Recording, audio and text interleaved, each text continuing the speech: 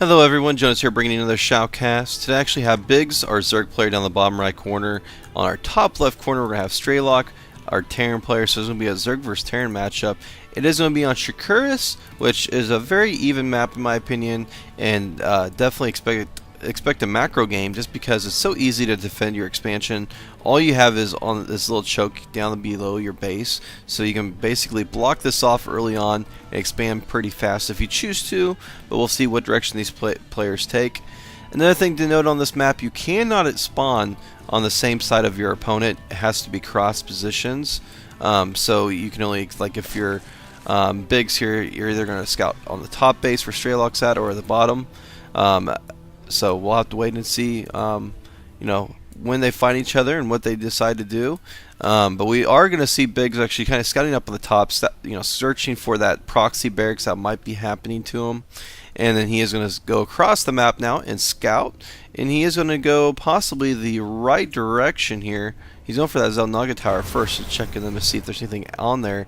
Possibly some, SCVs ready to go out and do some early aggression or anything like that that you might have to look forward to early on in the map.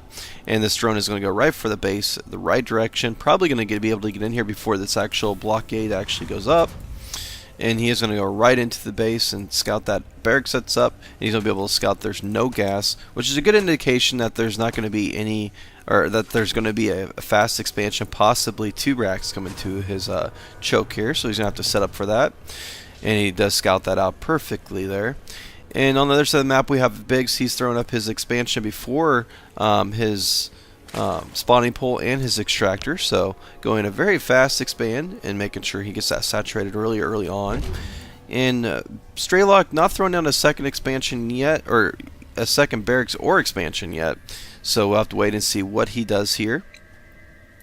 He is pumping out 2 Marines early on to get rid of this little drone that's inside the base, and the drone is going to be able to get away with not even taking any damage at all, and this Marine will pop. And we are going to see a fast expand go down for Strelok, so definitely expected that. So he is not going to do any 2 racks pressure, just going for that fast expansion. No gas quite yet, so he is going to be a little behind on the tech, but he is going to have plenty of Marines out, plus he's going to be able to get that expansion saturated. It's really hard to get that base started, saturated, and built with if you get the gas first, so that's why you do that. And he's going to throw down 2 refineries right away, which is a very smart move. Biggs is going to be able to start saturating his expansion with no harm of being attacked at any time, so this will put Biggs in a great position in his economy. That way he can just keep on producing lots of drones, especially since he's working off 2 bases now. He is going to be a little behind right now. It's 16 to 18, plus there's mules out there, so it puts Strelok in a pretty good position. But once he starts to get those these ejections with these queens up and going, he's going to pull way ahead there, because both those queens are going to be producing here very, very shortly here. A few Zerglings going to cross the map for scouting purposes, just to see exactly what Strelok is up to. This one lonely little SCV is not going to die because there's no metabolic boost quite yet. The metabolic boost just started here.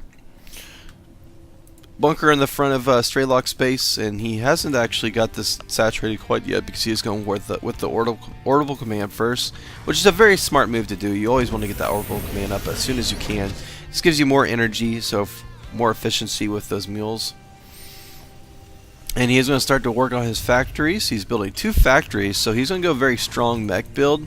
Probably some Thors right away to deal with those mutas that probably are going to come out, and switch to siege tanks as well. And here we go. We are going to finally see that expansion get saturated. The Zergling is actually going to be able to come in here and spot this, so very good actual scouting information from Biggs there. They're able to see that. The Zergling does die, but he does see the information he really needed to see there, and that's that Strelok is going that fast expand build, which I'm sure he's well aware of that already. Sorry, just getting a drink of water there. Anyways, we are going to go into a macro game now. Both players are just trying to macro up as best they can, get the upgrades they need. We do see that Infernal Pre-Igniter being researched, so we're going to definitely see some Hellions on the field. But we are going to see a nice little blockade actually being done for Biggs here. Throwing an Evolution Chamber to block off this wall, even put up a Spine Crawler there, and the Queen can actually easily block this off. So definitely a very good idea there. Those Hellions aren't even going to be able to get into the base. And this is why this map is such a good base to expand off of, because it's so easy to block off this choke from any type of early aggression. And Big's doing a great job with that creep spread, getting those creep tumors out as fast as he can. Big's even having a great Overlord in position back in the back of the base and on the side of the base. That way he can actually sacrifice his Overlords if he needs to see exactly what's going on. A lot of Hellions are being produced, and that's a lot. He has a reactor on one of them, so producing 2 at a time, plus this one over here is producing 1 at a time, so 3 at a time coming out. And that pre-igniter is actually done and being researched now in about 10 seconds. So these Hellions are going to be very powerful. The only problem is, wow, look at that choke. That's a very beautiful wall he has built. That's completely blocked off now. And to get out, all he has to do is root one of these guys, and he can get right out of his base. But those Hellions are pretty much not going to do anything. We are going to see a Spire going up, so he's going to have some mutas on the field very shortly, and he is working that one attack for his Zerglings. And here comes the actual Hellions, but they're going to be actually in a bad position here because they're not going to be able to do any damage at all to the base. Probably destroy some creep tumors, which is always really nice to do. That way you don't have to worry about that creep spread getting too out of hand. And there goes the scan, and there goes the actual destroying of the creep. He does get a few creep tumors destroyed, and that's always really frustrating as a Zerg player, just because you did a lot of work at getting those that creep spread across the map, and they are destroyed in a couple seconds by one scan. It's a lot of Hellions, so my goodness. So these Hellions aren't going to be able to get into the base just because it is fully blocked off with a great wall from Biggs there. And we are going to look at the worker count really quick. 48 to 46, pretty even there. But those mules are going to put aStrelok in a great position for the economy. If we look at that tab right now, 1,200 to 1,300. Shows the Zerg player a little ahead, but probably because I'm assuming there's no mules out, which there isn't. Is he saving up energy, or... Looks like they just died, unfortunately. So the economy is going to be in a favor for a little while for the Zerg opponent or Zerg player, and we are going to see that vehicle weapons starting to be researched for aStrelok here. So Thors are on the way as well. He is building turrets on his bases too, so he's going to be well prepared for these mutas when they do arrive. There's 5 in production at this point at this time, and lots of Zerglings being produced. He needs to be very careful with these Hellions though, because he doesn't want to get him off guard by these mutas are coming in right now, and they might be able to pick off a few Hellions here, and they do get away. They are pretty fast, and they are going to be able to get back to that base without dying. And he kind of blew the sneaky attack of the mutas there. aStrelok is going to be well aware of this. This Overlord is going to be shot down. But aStrelok doing a great job. He's actually throwing down a planetary fortress over here on his 3rd expansion, and ahead somehow with the bases against a Zerg player, which is a great thing to be in position with. These mutas are a little late there, and the expansion was able to go up with no problem. And those turrets are all up, so there's not going to be much damage being dealt here. Looks like he's going to go for a refinery attack here. Biggs trying to pick off this refinery, but the Marines are going to come in here. And where's that Thor? There's a few Thors up, so this isn't going to really do a whole lot of damage. Somehow he is able to pick off this refinery probably, though, and a 1 Marine. And he is going to back away in a worse timing there to back away, because this is just going to be able to repair right back up. He did force him to pull a couple SCVs off the line, but that's about it. We are going to see a Roach Warren go down, and also he is going to go with his Infestors as well. So definitely an Infestor, Muta, Zergling combination, plus some Roaches in there as well. These Mutas are going to come to the high ground now and go around on the other side of the base, where there's still only 1 turret there, but it can still do a lot of damage if it destroys that turret, focuses down, because that's all that's up here. He's actually going to go for the supply depot. It will probably have... actually aStrelok way out of position here, and he is going to destroy the depot and then back away. He needs to be very careful here with these turrets, but we are going to see aStrelok push across the map with a dangerous army of 4 Thors, SCVs to repair, and lots of Hellions. And there is no actually some Sea Shanks in this mixture. Lots of Banelings on the choke. This can go either way, just depends on the micro from the 2 players. And it looks like he is going to go for the top base. That's just got saturated. And here comes the Banelings to push in here. They are going for the Hellions. The mutas are going to go for the Thors. Not a good combination there to go for the Thors, but here we go. The Zerglings are finally coming in here. A lot of Banelings to destroy all those Hellions. So the only thing that's left are the Thors. All the mutas did die, so the only thing that's left is Thors versus Zerglings, which is not a good thing to be against, especially with the low number of Zerglings there are. But a lot of damage was done, and we are going to have Strelok have to back away because he's going to be producing a lot of Zerglings in the next couple minutes, and Banelings as well. And these Zerglings are very powerful. They're 1/1, and one armor and 1 attack is on the way. And there goes the energy for the actual for those wonderful infestors. They will be on the field very shortly. Speed for the roaches as well, so he is teching up to basically be able to annihilate Strelok here. But Strelok's numbers, if these Thors keep on growing this huge, it can be a very big problem for Biggs here. And these Thors are 1/1, and 2 attack is almost completed. 2 more Thors on the way.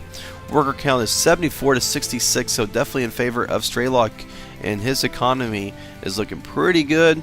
Working on his 4th base. It is going to be landing over here very shortly, building the actual turrets right away.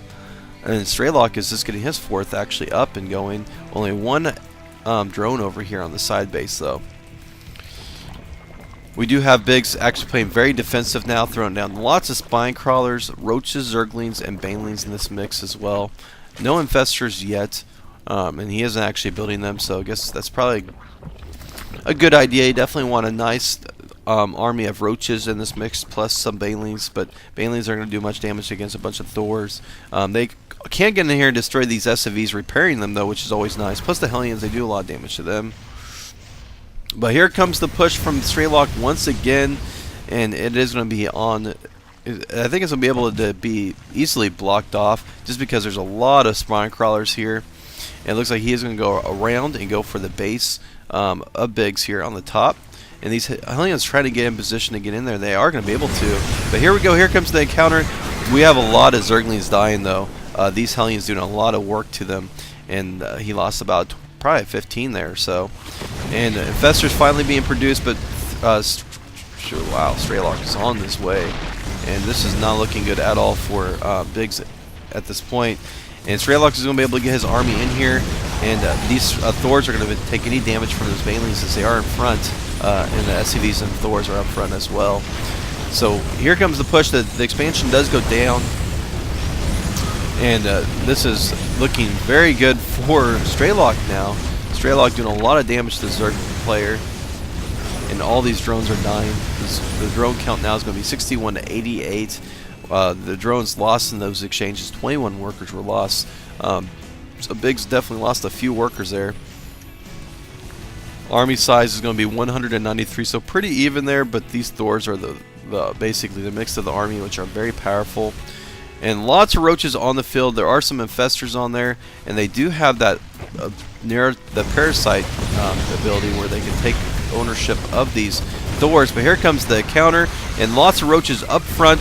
Natural parasite does go down on some of the Thors here. 1 Thor does go down, but the infestors die basically instantly there.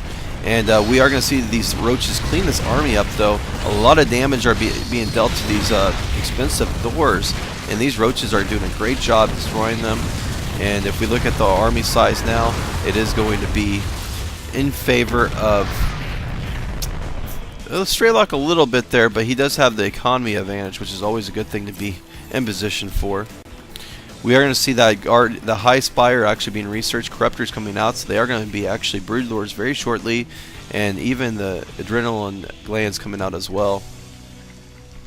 Attack 3 is about 20% done, still a ways away, but we do need to see Biggs actually start to expand here very shortly. He is going to take the closer expansion, and forget about this one, but he is going to actually go. It looks like he is building a hatchery up here as well. So Strelok in a very good position, getting lots of siege tanks now. Definitely something he really needs to have against those infestors and those banelings, just because he can actually get the range on them and destroy them before they actually get to his Thors. But he needs to get some Vikings. He is doing that though, which is a great play. Definitely being well aware of these broodlords that are on the field. So here we go. Oh, nice fungal growth on top of the Hellions. All these Hellions are going to probably die, but a lot of damage is being done to all those Zerglings. All the Zerglings do die, and Strelok pushing off some SCVs to repair his army.